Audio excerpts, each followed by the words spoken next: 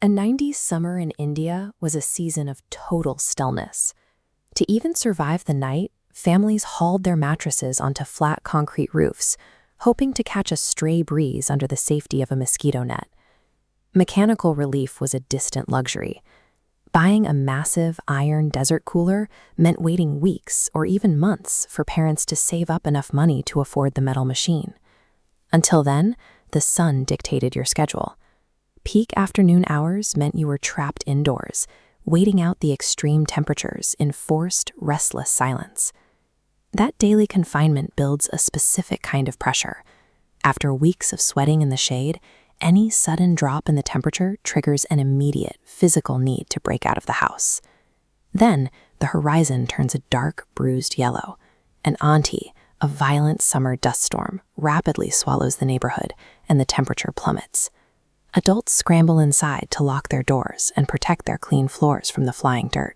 But for the neighborhood kids, the howling wind is the signal they've been waiting for. The storm acts as a force of nature, whipping through the branches of the local trees and ripping down dozens of prized, raw mangoes onto the dirt below.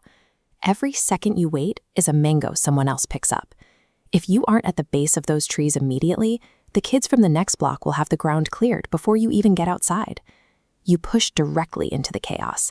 Visibility drops to near zero, sprinting through thick, swirling dust to reach the trees before the competition arrives. There's no time to look.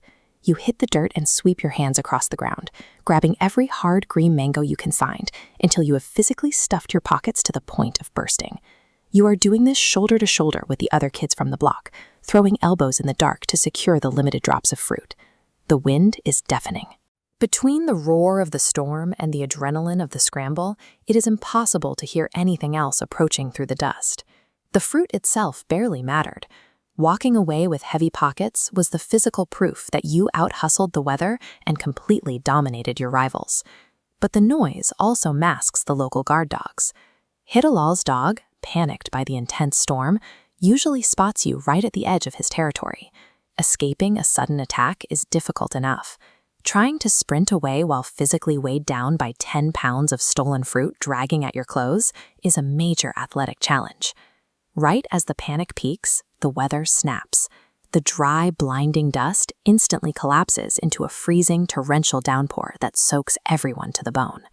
The danger immediately dissolves into celebration. The dirt streets flood, and everyone dives headfirst into wild, slippery games of mud kabaddi in the pouring rain.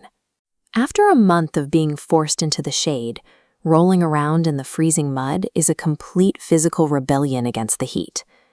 Eventually, the rain stops and the adrenaline wears off. You are forced to walk back to your front door, looking like a creature made entirely of sludge. The reception is severe.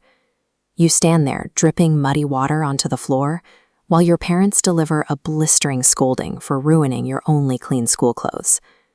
The fallout continues the next morning. You wake up late because of the rain delays, rush to class, and end up staring at a miserable grade on a math test you ignored.